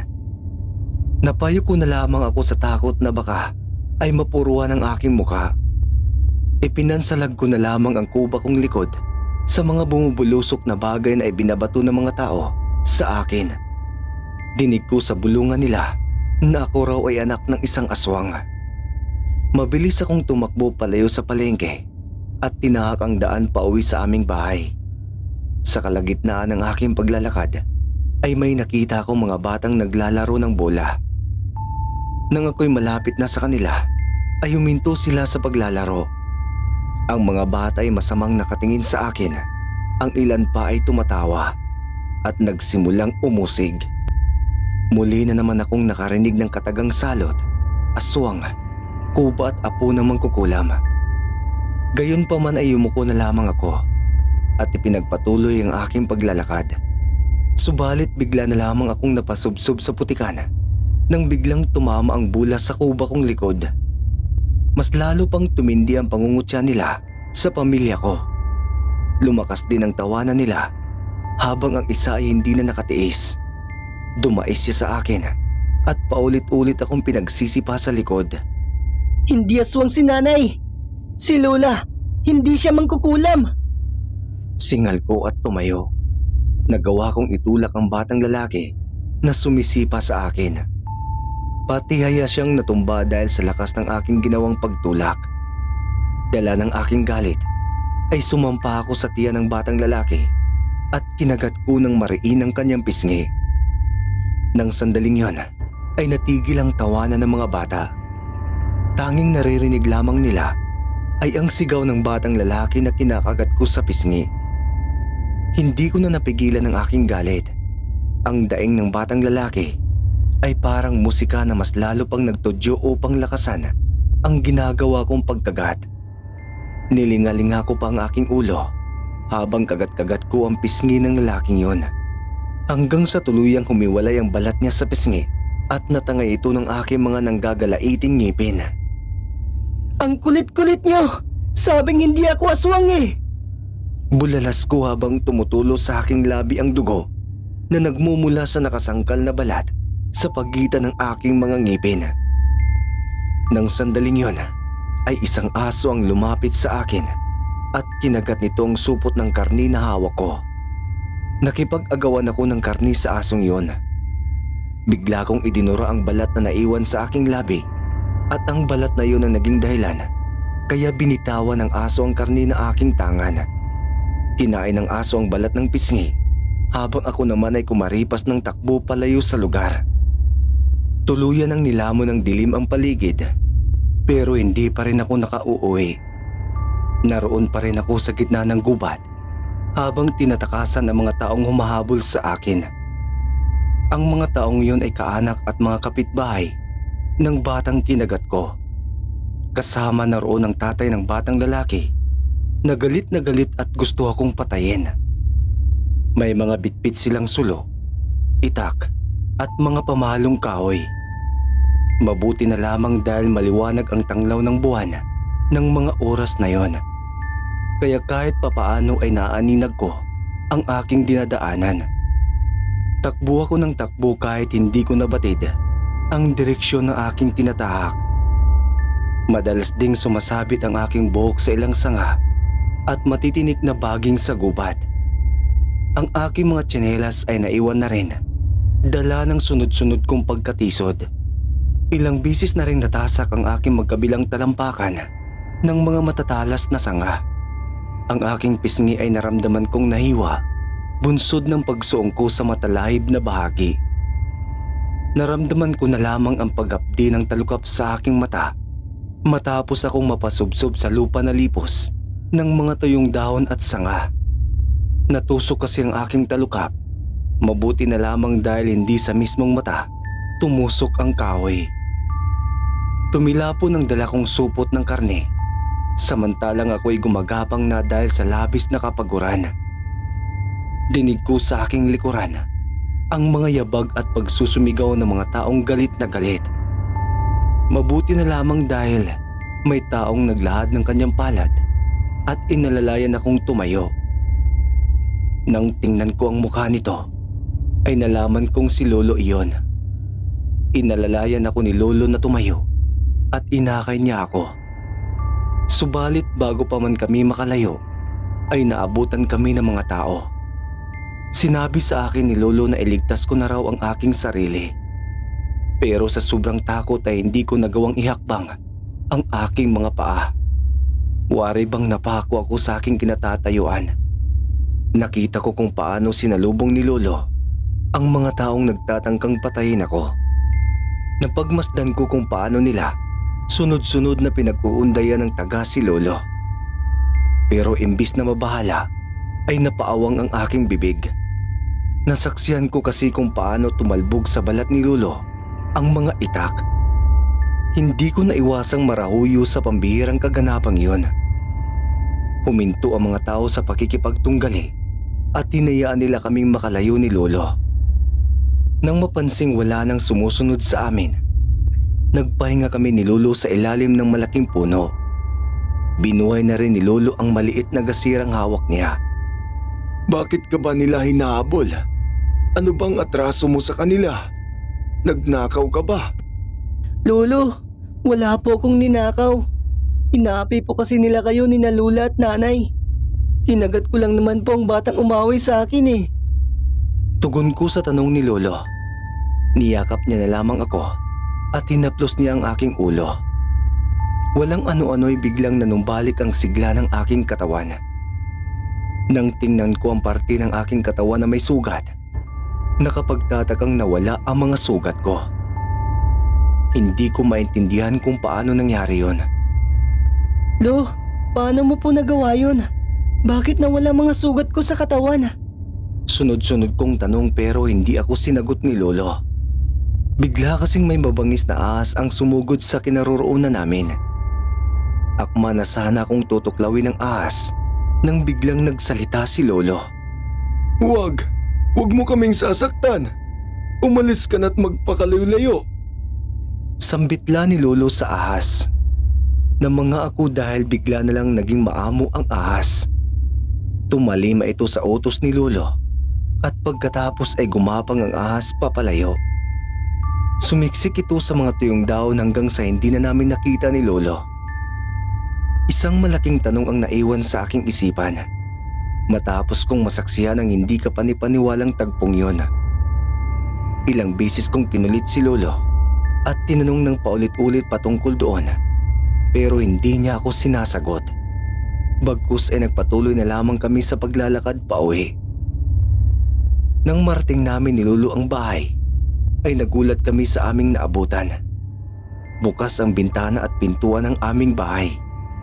Ang ilan naming mga gamit ay nagkalat sa labas. Unang pasok pa lamang namin sa pintuan ay nagkalat ang maraming dugo sa sahig. Sobrang bilis ng kabog sa aking dibdib. Nakaramdam ako ng tila panlalambot ng sandaling yon. Sinusog namin ni Lolo ang dugong puminta sa sahig at dinala kami ng aming mga paa sa kwarto kung saan nakaandusay ang malamig na bangkay ni Lola. Agad na nagunahan sa pagbagsak ang mga luha sa mga mata namin ni Lolo. Napasigaw na lamang si Lolo ng malakas at mahigpit niyang niyakap ang bangkay ni Lola. Inay! Inay! Nasaan ka? Tawag ko kay nanay.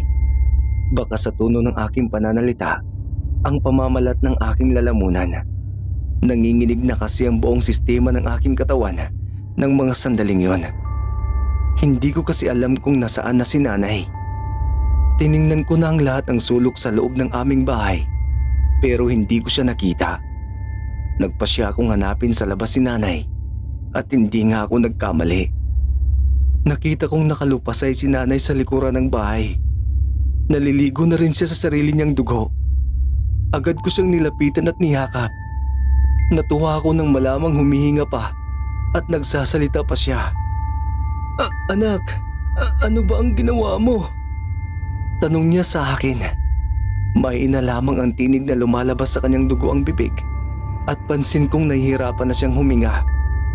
Dahil sa sinabi ni nanay, ay nabatid ko agad kung sino ang sumalakay sa kanila. Marahil ay kagagawa niyo ng mga taong nakaengkwentro namin ni Lolo. Minalas lamang kami ni Lolo dahil naunahan nila kaming makarating sa bahay. Inay, wala po akong ginawang masama. Lumaban lang po ako. Usal ko.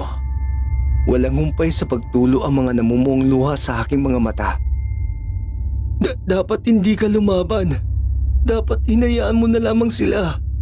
Hindi mo naman kailangang lumaban para patunayan na mali sila. Litanya ni nanay habang nakadapo sa aking pisngi. Ang palad niya na may bahid ng dugo. Maya-maya lamang ay biglang nawala ng lakas ang kanyang braso at tuluyang kumala sa aking pisngi ang kanyang palad. Hindi ko may paliwanag ang nararamdaman ko ng gabing yon. Ang ritmo ng paghihingalo ni inay ay waring kutsilyo na paunti-unting tumatarak sa kaibuturan ng aking dibdib. Muling nagunahan sa pagtakas ang mga taksil kong luha, kasabay ng sunod-sunod kong sigaw at pagtawag kay nanay. Pilit ko siyang ginigising pero hindi na pinaunlakan ng kanyang katawan ang aking hiling na huwag niya akong iwanan. Nakita kong dumating si Lolo sa aking likuran. Nagmamakaawa ko sa kanya. Nagamutin niya si inay kagaya ng ginawa niyang paggamot sa mga sugat ko. Pero umiiling-iling lamang si Lolo. Nakita ko sa kanyang mga mata ang labis na pagkabigo at pagkatapos ay nagsibagsakan ng kanyang luha. Lumapit siya sa akin at niyakap niya ako. Humingi siya sa akin ng tawad dahil nahuli ang pag-uwi namin, kaya hindi namin natulungan sina Lola at Nanay. Pero ng gabing yun, tanging pag-iyak na lamang ang tugon ko sa bawat salitang sinasabi sa akin ni Lolo. Hindi na namin hinayaang abutan kami ng umaga sa lugar na yon. Inilagay na ni Lolo ang bangkay ni Nanay sa loob ng bahay. Pagkatapos ay sinunog niya ang bahay namin at malungkot naming nilisan ang lugar. Nagmamatigas pa akong umalis noong una, pero nang lumaon ay sumama na lamang ako kay Lolo para sa kaligtasan naming dalawa. Sa mura kong edad ay hindi ko alam kung bakit nararanasan kong ganong mga pangyayari na dapat ay inalalaan ko sa paglalaro. Nang may makita kaming talon, ay huminto na kami sa aming paglalakad. Natulog kaming dalawa ni Lolo sa ilalim ng puno na nasa tabi ng ilog na may rumaragasang talon sa hindi kalayuan. Kinaumagahan ay nagising ako na wala si Lolo sa aking tabi. Hinanap ko siya. Lumilingon-lingon ako sa paligid hanggang sa natagpuan ko si Lolo na naroong nakaupo sa isang malaking bato. Pinapanood niya ang daloy ng talon. Pumunta ako sa kanyang kinaroroonan. Umakyat din ako sa bato at kinausap si Lolo. Lo, aswang po ba tayo? Totoo po bang mangkukulam si Lola at sumasamba ka sa kulto? Tessa, Apo, hindi totoo ang paratang ng mga tao sa pamilya natin. Kagaya ng tubig, sindalisin ng tubig ang dugong nananalitay sa ating katawan. Walang lahing aswang o mangkukulam sa ating dugo. Hindi rin ako sumasamba sa kulto. Sa nag-iisang Diyos lamang ako naniniwala. Hindi tayo ang problema, kundi ay yaong mga taong nasa paligid natin. Sagot ni Lolo. Pagkatapos ay sinabi niya sa akin ang matagal na niyang lihim. Inamin niya na mayroon siyang taglay na mutya. Ito ay ang mutya ng tubig. Minana nilang daw ang mutyang ito sa kanyang ama. Ang mutya raw ay nakita ng kanyang ama sa talon na tinatanaw namin ng oras na yon. May kapangyarihan daw ang mutyang ito, kagaya ng tinatawag na kabal, na kung sana hindi tumatalab ng kahit na anong patalim ang taong nagmamay-ari nito. Naging malinaw sa akin kung bakit hindi tinablan si Lolo ng patalim noong araw na pinag-uundayan siya ng taga ng mga taong umahabol sa amin sa gubat. Nagagawa rin daw na palubagin ng mutyang ito ang loob ng mga taong may galit sa may-ari ng mutya. Kagaya raw ng agos ng tubig ay madali lang kung mapadaloy o mapasunod ng may-ari ng mutya ang mga mababangis na hayop maging ang nilalang, kagaya ng mga aswang, engkanto at kahit na anong uri ng nilalang ng dilim. Naging malinaw rin sa akin kung bakit nagawang paamuhin ni Lolo ang ahas na sumalakay sa amin. Ito pala ang sikreto na matagal na niyang ikinukubli. Lolo, kung ganoon po, bakit hindi niyo nagawang pasunurin ang mga taong may galit sa atin? Bakit pinili nating magtago sa dilim, imbis na pasunurin ang mga tao? Hindi sa lahat ng pagkakataon ay gumagana ang mutya. Lalo na ngayong matanda na ako. Nagiging mahina na rin ang kapit ng mutya sa akin. Kinakailangan ko na siyang maisalin sa isang taong may dalisay na puso. Sinlinis ng malinaw na tubig. Tessa, ikaw lamang ang nakikita ko na maaaring magmana ng mutyang ito. Inilabas ni Lolo ang isang makinis na bato na tila diamante dahil sa purong kristal nitong kulay. Hindi ako tumangging tanggapin yon, lalo na't alam ko ang mga maaaring maidudulot sa akin ng mutyang ito. Sinabi ko kay Lolo na gusto kong ipagpatuloy ang aking pag-aaral. Kaya naman ay lumipat kami ng tirahan sa bayan. Doon ay naging maayos ang aking pag-aaral. Nagkaroon ako ng mga kaibigan kahit kuba ako. Naging tagahilot ako ng mga kaklase ko na nagkakasakit. Lahat ng hinihilot ko na may sakit ay agad-agad na gumagaling. Pakiramdam ko ay dahil iyon sa mutya na ipinamana sa akin ni Lolo.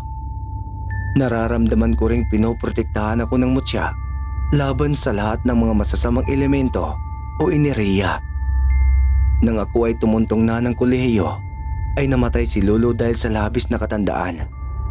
Sinubukan ko siyang gamutin pero hindi ko nagawa. Labis akong naapektuhan sa pagkamatay ni Lolo. Kaya naman ay hindi ko na rin naituloy ang aking pag-aaral. Naging tagahilot na lamang ako sa mga taong nangangailangan ng aking kakayahan. Nang ako ay tumanda na, ay nagpasya akong bumalik sa baryo upang doon ipagpatuloy ang aking panggagamot. Naging mahusay akong manggagamot dahil sa mutyang ipinamana sa akin ni Lolo. Walang kaalam-alam ang mga tao sa baryo na ang pinupuri nilang manggagamot ay ang batang babae na pinagkaitan nila ng masayang pamilya. Ito lamang ang nakikita kong solusyon bilang ganti sa lahat ng mga pasakit na dinanas ko sa baryong ito. Bilang pagsunod ko na rin sa huling linya na sinabi ng aking nanay, hindi ko kailangang lumaban upang patunayan sa kanila na mabuting tao ang pamilya ko. Bagkus ay magsisilbi ako sa baryo upang ipakita na mabuti at sindalisay ng tubig ang dugong nananalitay sa dugo ng pamilyang pinagmulan ko.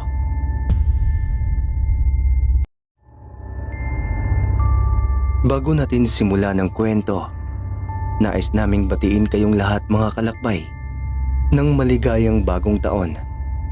Naway maganda at masagana ang hatid sa atin ng taong ito. Maraming salamat mga kalakbay. Sa sandaling mag-aagawan na ang liwanag at dilim sa pagsakop sa buong dako, kanya-kanya na sa pagsara ng mga bintana at pinto ang mga taga-Isla Silim. Islang pumagitna sa dalawa pang isla, Isla Wangay at Isla Dilom. Dalawang islang pinamumugaran ng iba't ibang lahi ng mga aswang. At kapag sumapit na ang gabi sa Isla Silim, walang diwang makakatulog sa nag-aabang na panganib. Dati-rati naman ay napakatahimik ng nasabing isla, ngunit sa isang iglap ay bigla na lamang binalot ng lagim at kababalagan. Halos gabi-gabi na lamang ay inaatake ng mga aswang ang nasabing isla. Ang Isla Silim ang naging pangunahing lugar na pinagkukunan nila ng kanilang pagkain. Nang dahil sa mga pangyayari, ay maraming mga taga-isla na ang umalis sa nasabing isla. Ngunit may iilan na nanatili pa rin dahil sa walang sapat na pera para lumipat sa ibang lugar. Ilan naman sa mga matatanda ay laging sinasabi na sa isla sila nabuhay, kaya sa isla rin sila mamamatay. Tay, sigurado po ba kayong hindi tayo mapapasok ng mga aswang? Kinakabahang tanong ni Edwin sa kanyang tatay Ermin.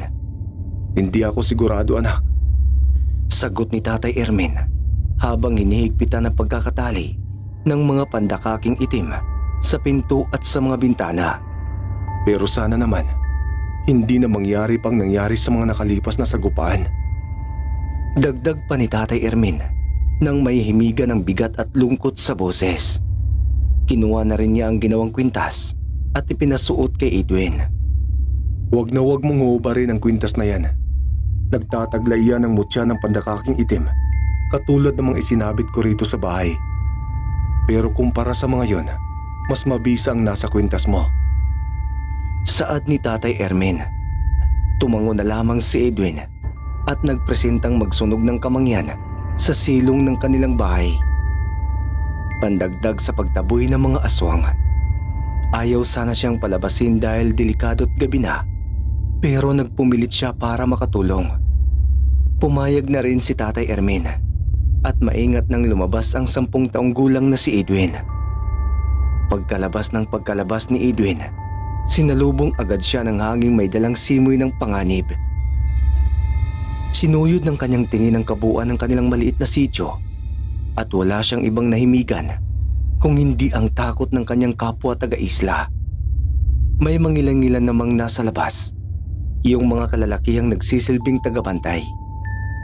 Dumiretso na rin siya sa silong at nagsimulang sindihan ng mga durog na kamangyan. Edwin, pumasok ka agad pagkatapos mo riyan. Hindi magtatagal. at susugod na ang mga yon. Pasigaw na sabi ni Mang Pasiano ng maraanan si Edwin. Tumango naman si Edwin bilang sagot. Dumiretso na rin si Mang Pasiano at sinindihan ng mga sulu sa bawat bakuran ng mga bahay-bahay.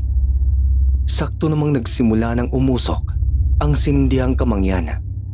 Umihip ang napakalakas na hangin at kasabay noon ay ang pag-alingasaw na nagbabantang amoy, ang amoy ng mga aswang. Parating na sila! Sigaw ng lalaking nagbabantay sa bukana ng kanilang sityo. Nagtatakbo ito palayo pero hindi na nakaligtas ng dagitin ng manananggal. Ilang sandali pa'y bumagsak sa lupa ang pugot nitong ulo at tila umulan ng dugo. Ang mga armas! Ilabas ang mga armas! Sigaw ni Mang Pasiano. Naging alerto naman ang mga kalalakihan at kahit natatakot ay hinarap pa rin nila ang mga aswang. Nanginginig na gumapang palabas ng silong si Edwin pero natigilan din ng mahulog ang kwintas na hindi na maayos na naibuhol ang tali. Bago pa man niya ito mapulot, naramdaman na niya ang sunod-sunod na pagpatak ng malalagkit na likido sa kanyang kanang balikat. Dahan-dahan siyang tumingala at hindi na nagulat nang bumungad sa kanyang isang aswang. Napakurap-kurap na lamang siya, sabay lunok sa daang-dahang paglapit ng aswang na nakalambitin sa bubong. Ang mapupulang nanilisik nitong mga mata ay nanuot sa kanyang kalamnan. Ang magugulot mahahaba nitong buhok ay dahan-dahan ang kumapit sa kanyang katawan. Ang mahaba nitong dila ay dumadampi na sa kanyang mukha at ang nagtutulisan nitong mga kuko ay hindi na pinatawad pa ang kanyang balat. Napaluha na lamang si Edwin nang dahan-dahang pumulupot ang buhok ng aswang sa kanyang buong katawan. Hindi na rin niya ito kayang tingnan at mariing itinikom ang bibig bago pa man pumasok ang tumutulo nitong laway. Naipagtagis na lang din niya ang kanyang mga bagang nang maramdaman ang lupit ng mga kuko nito sa kanyang magkabilang braso. At nang magsimulang maglabas-masok sa kanyang magkabilang tenga ang mga buhok, ay ganoon na lamang ang kanyang pagsigaw. Habang pinipigilan ni Tatay Ermin ang mapangahas na aswang na gustong pumasok sa kanilang bahay, narinig niya ang pagsigaw ni Edwin. Dali-dali niyang hinugot ang isang itak sa kanyang tagiliran at walang pasabing pinagtataga ang aswang na malapit nang nakapasok sa bintana. Pagkabagsak ng unang aswang, nagmamadali siyang lumapit sa kabilang bintana para punteriay ng aswang na humamak kay Edwin. Pero natigilan siya nang may kung anong kumapit sa kanyang leeg at hilahin siya pataas. Pag-angat niya ng tingin, bumungad ang isa pang aswang na nakapulupot sa kanyang leeg, ang napakahabang dila. Nagpupumiglas siya na nagpumiglas hanggang sa nagawa niyang putulin ang dila ng aswang gamit ang hawak na itak. Bumagsak sa kanyang harapan ng aswang at hindi niya pinalampas pa ito at agad niyang pinugutan ng ulo. Napalingon pa siya nang mapansin ng aswang na kinukuha ang mga nakasabit na mga pandakaking itim sa bintana. Kahit na napapaso ang balat ng aswang, ay hinahawakan pa rin niya ang mga pangontra at saka inihagis palayo. Bago pa man tuluyang makapasok ang aswang, ay sinulubong ito ni Tatay Ermin at walang pagdadalawang isip na tinaga sa mukha. Natamaan naman niya ito at bumagsak sa lupa pero bumagsak din si Tatay Ermin kalaunan matapos siyang banggain ng aswang na nakapasok na sa loob ng bahay. Nagpagulong-gulong si Tatay Ermin matapos siyang mabangga ng aswang. Mabuti na lang at nabitawan niya ang itak bago pa man siya tuluyang bumagsak dahil kung nagkataon ay baka tumagos na ang patalim sa kanyang katawan. Kusa siyang natigilan matapos makita ang sitwasyon ng kanilang lugar. Ang kahanginan ay napupuno ng hinanaing, hiyaw at daing ng mga kapwa niya taga-isla na nahihirapang makatakas sa mga kamay ng aswang. Nadiligan na rin ng dugo ang tigang na lupain ng isla at marami nang nakahandusay matapos wakwakin ang tiyan at hablutin ang mga laman loob. Lumaban kayo! Lumaban tayo! Malakas na sigaw ni Mang Pasiano habang sinasalubong ang mga aswang. Paulit-ulit itong isinasaksak ang hawak na sibat at itak sa katawan ng mga ito. Sa sigaw na iyon ni Mang Pasiano ay sakalang natauhan si Tatay Ermin. Pinulot niya ang sibat na nakatarak sa katawan ng nakahandusay na aswang at saka sinalubong ang isa pang aswang. Nasa kasalukuyan ay kinikitila ng buhay ang isang sanggol. Walang pagdadalawang isip na tinaga niya ang nakatalikod na aswang sa leeg. Tumalsik pa ang dugo nito at pagkabagsak ng aswang ay paulit-ulit pa niya itong sinaksak ng sibat. Naawat lang siya nang marinig ang sigaw ni Edwin. Tatay! Tulong po! Tatay! Mas lalong nabuhay ang galit ni Tatay Ermin matapos makita si Edwin na niyayapos na nagkakapalang buhok ng aswang. Sakal-sakal pa ito sa leeg at labis-labis ng pagpupumiglas. Dire-diretso niya itong sinugod at walang sali-salitang inabot ang aswang na nakalambitin sa bubong at saka ibinaon sa lalamunan nito ang hawak na sibat. Dinampot niya rin ang itak sa gilid at pinagtataga ang aswang sa ulo. Pagkatapos napapailamos na lamang si Tatay Ermin sa mga dugong tumalsik sa sariling mukha. Edwin! Edwin! Anak! Nag-aalalang nilapitan ni Tatay Ermin ang naduduwal na anak. Sa paglabas-masok ng buhok ng aswang sa kanyang tenga, ilong at bibig, bumaliktad na ang kanyang sikmura. Ayos lang po ako, Tay. Nangihinang sabi ni Edwin at sa sandaling napaangat ang tingin kay Tatay Ermin, ganoon na lamang ang panlalaki ng mga mata matapos mapansin ang aswang na umatake sa likuran. Tay! Sa likod mo! Napayuko sabay pikit na lamang si Edwin matapos tumalsik sa pagmumuka ang dugo. Pagtingin niya ay duguan na rin ang kanyang Tatay Ermin na hindi na halos makagalaw matapos tumago sa katawan ng aswang ang napakahabang sibat na kamuntika na ring dumampi sa mukha ang talim. Kilos na, Ermin! Wika ni Mang Pasiano na siyang pumaslang sa aswang. Dalhin mo si Edwin sa bahay ni Mang Toring. Nandoon ang mga kababaihan at mga bata. Maraming nagbabantay roon at ligtas. Tumalima naman agad si Tatay Ermin at nagmamadaling dinala si Edwin sa bahay ni Mang Toring.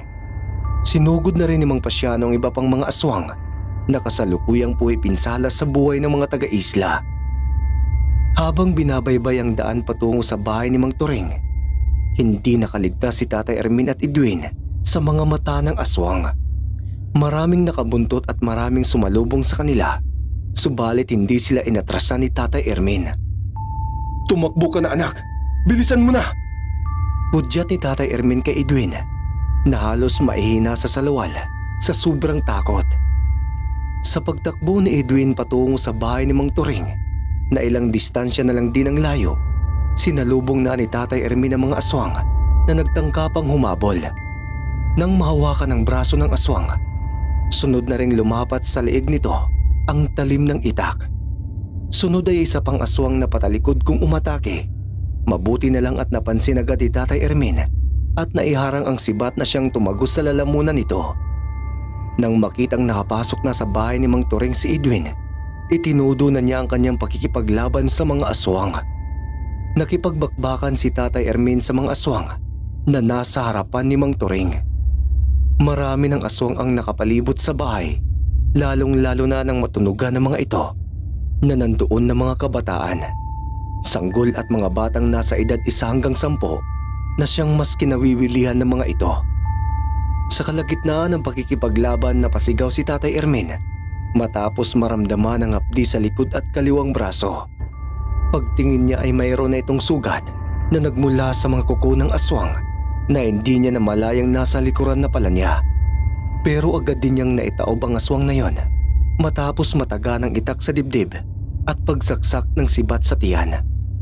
Pagkatapos nun ay napalood si Tatay Ermin matapos makatanggap ng sugat sa kanang hita. Malalaki ang sugat sa hita niya matapos lumapat ang 3 matutulis na kuko ng aswang na kasalukuyang umaatake sa kanya. Nabitawan na rin niya ang itak at sibat na kasalukuyan pang nakabaon sa katawan ng huling aswang na napatay. Paglingon niya, doon na nagsimulang umikot ang kanyang paningin matapos mabangga ng isang aswang na nagwawala matapos buhusan ng lana ni Mang Pasiano. Tumama pa ang ulo ni Tatay Ermin sa nakausling bato sa lupa. Ermin! Ermin! Paulit-ulit na pukaw ni Mang Pasiano kay Tatay Ermin, subalit hindi na makasagot ito dahil sa pag-ikot ng paningin at pagbigat ng ulo. Mukhang nahihilo na si Tatay Ermin, ngunit may hininga pa rin naman ito. Bumangon ka, Ermin! Bumangon! Hindi na natapos ni Mang Pasiano ang sasabihin nang mapansin niya ang aswang na dinaganan na ang kanyang kasamahan at walang kung ano-anong binuksan ng tiyan at pinaghahablot ang laman loob nito. Agad na nilapitan ni Mang Pasiano ang aswang na yon at walang kung anong ibinaon sa katawan ng 3 beses ang hawak na itak. Ah! Mga lintik kayo! Dumito kayo sa akin! Galit na sigaw ni Mang Pasiano matapos mapansing maliban sa kanya ay wala na siyang nakikitang kaisla na nakatayo. Pinaunlakan naman ng mga aswang ang kanyang hamon. Lahat sila'y isa-isang lumapit sa kanya at sinubok ang kanyang kakayahan. Palaban si Mang Pasiano at kahit nagkakaroon na ng sugat-sugat sa katawan ay sinikap pa ring mapatay ang mga kalabang aswang. Subalit hindi sapat ang kanyang lakas upang tapatan ang hindi mabilang-bilang na mga aswang. Napapaluhod na lamang siya at napaubo na ng dugo matapos tumagos sa kanyang tagiliran ang kuko ng aswang. Nakapulupot pa sa kanyang leeg ang naghahaba ang dila ng isa pang aswang. Ermin!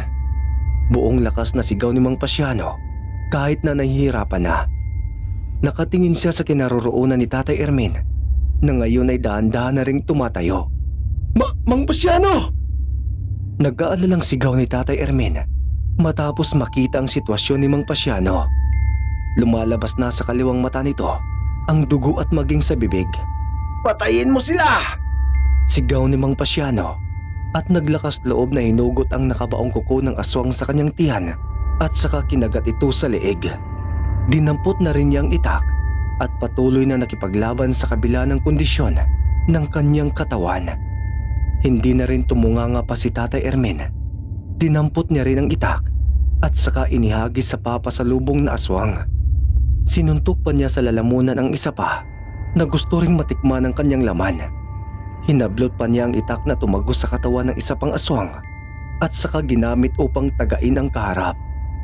Pero makalipas lang ang ilang sandali, lumapat din ang mga tuhod ni Tatay Ermin sa lupa matapos maramdaman ang pagtagos ng mga kuko ng aswang na umatake sa kanyang likuran. Bumulwak sa bibig niya ang dugo at wala nang ibang nangibabaw sa kanyang isipan kundi ang sakit na nararamdaman. Mas lalo pa siyang nanghina matapos makita si Mang Pasiano na wala ng kabuhay-buhay tangan-tangan sa liig ng isa pang aswang. Ilang sandali pa, parang asukal na itong pinagtutulungan ng mga aswang. Bawat aswang ay pinagkakagat ang katawan ni Mang Pasiano. Sinisipsip ang dugo at marahas na tinanggalan ng laman loob. Hindi na rin makakilo si Tatay Ermin matapos maramdaman ng malalagaring mga ngipin ng aswang sa kanyang leeg. Napansin pa niya ang paglapit ng ibang aswang sa kanya na agad ding kumagat sa kanyang katawan. Nanginginig na lamang ang kanyang laman sa ginawang pagkagat at pagsipsip ng dugo ng mga ito. Hindi! Tatay! Hindi na matigil sa pagagulgol si Edwin nang masilip ang kalagayan ni Tatay Ermin. Pinagtutulungan na ito ng mga aswang at wala nang sinyalis ng pag-asang mabuhay. Lahat ng nasa loob ng bahay ng Mang Turing ay napapahagulgol na lang din sa sinapit ng mga taga-Isla Silim. At hindi na nga mapigilan ang paglandasan ng mga luha at pagsikip ng dibdib nang mabalita ang wala nang natira sa mga kapwang nakikipaglaban sa mga aswang. Nagmamadaling lumabas si Edwin at hindi na napigilan ni Mang Turing. Naisara na lamang nila ang pintong binuksan ng bata dahil sa takot na makapasok ang mga aswang. Tay! Sigaw ni Edwin sa kalagitnaan ng pagagulgol. Hindi! Pailing-iling na sabi ni Tatay Ermin nang makita sa unahan si Edwin. Kahit nalalabo ng kanyang paningin at hindi na malinaw ang pagmumukha ng bata, alam niyang anak niya iyon. Hindi! Hindi! Edwin! Tanging naisigaw ni Tatay Ermin nang tumakbo si Edwin patungo sa kanilang bahay. Agad din niyang pinigilan ang mga aswang na nagtangkang humabol sa kanyang anak. Kahit kakarampot na lamang ang lakas na natira sa katawan, inabot niya ang itak na nasa unahan at walang tigil na pinagtataga ang mga aswang na nagtangkang humabol sa kanyang anak. Mamatay na kayo! Mamatay na kayo! Sigaw niyang punong-puno ng galit at walang tigil na pinagtataga ang mga aswang na maaabot ng kanyang itak. Samantala, dire-diretso ang naging pagtakbo ni Edwin patungo sa kanilang bahay. Naapakan pa niya mga katawang nakahandusay at nakaharang sa daan.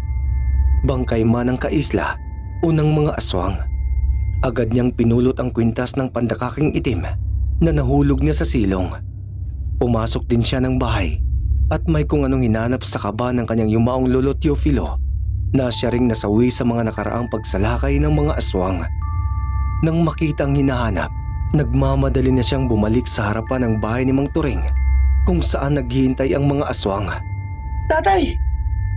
Sigaw niya nang nasa malapitan na siya.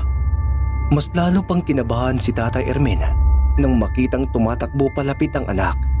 May dala-dala itong maliit na supot at sa kabilang kamay ay ang kwintas ng may kabisaan ng mutya ng pandakaking itim. Natigil din muna ang kanyang pagtingin sa anak nang mapansin ng mga aswang na nandoon na kay Edwin ang atensyon. Hinarangan niya ang mga ito at sa kung sino mang lalapit ay malalatayan ng talim ng hawak na itak at sibat. Anong ginagawa mo, anak? Pumasok ka na sa bahay ni Mang Turing! Sigaw pa niya kay Edwin, pero laking gulat niya nang hindi ito nakinig. Sa halip dinampot ni Edwin ang buti ng lana ni Mang Pasiano na nahulog nito.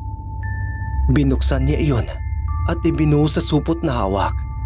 Pagkatapos ay isinlid na rin doon ang kwintas. Naguguluhan man si Tatay Ermin sa ginagawa ng anak na nung balik naman sa kanyang alaala ang nakaraan. Noong nakaraang taon lang sa pagsalakay ng mga aswang, ang kasalukuyang ginagawa ni Edwin ay nakita na niya sa sandaling yon.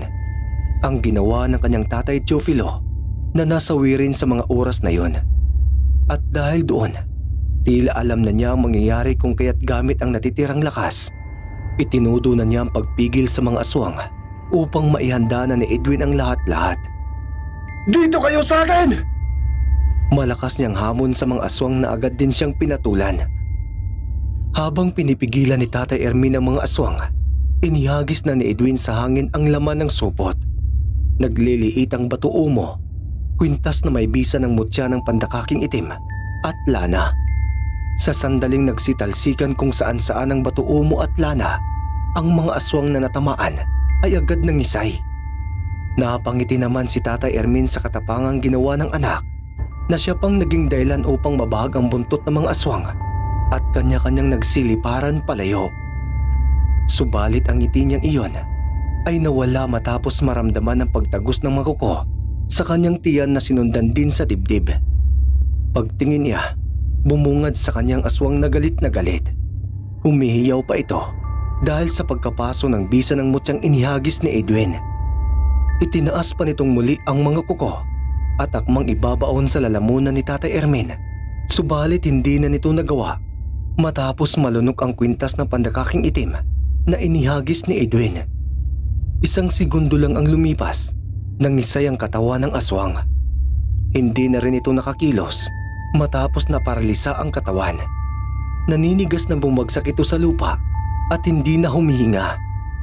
Sa ginawang iyon ni Edwin, muling natahimik ang Isla Silim.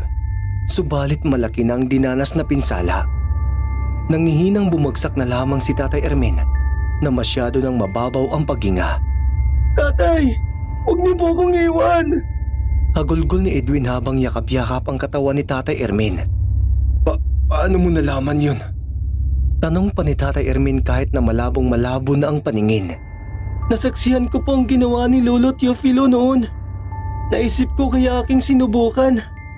Sagot ni Edwin na nanlalabo na rin ang paningin sa pagharang ng mga luha.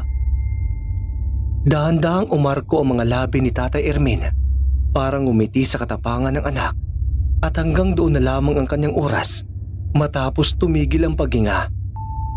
Tatay! Tatay! Dumadagundong sa buong isla ang sigaw ni Edwin, pero kahit ano pang kanyang gawin, hindi na may babalik ang buhay ng kanyang tatay. Unang iba pa niyang kaislang nasawi sa naganap na sagupaan laban sa mga aswang. Nahuli man, laking pasasalamat ng mga natitirang mamamayan ng Isla Silim sa ginawa ni Edwin. at sa kabisaan ng mutyang nagligtas sa kanilang buhay, ang bato umo at ang pandakaking itim.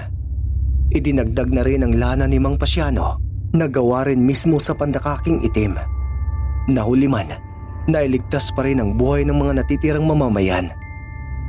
Iyon na ang huling gabi na ginambala ng mga aswang ang isla. Simula rin ang araw na yon ay muling nanumbalik ang kapayapaan sa Isla Silim. Nang dahil sa mga pangyayari ay maraming tao ang nawalan ng mga mahal sa buhay. Ang mga pangyayaring yon ay nagbigay aral sa mga naiwan. Simula rin ang araw na yon ay nag-ensayo sila, nagpalakas at natutong lumaban upang sakali mang mauulit ang nakaharap nilang sitwasyon ay magagawa nilang lumaban ng hindi umaatras.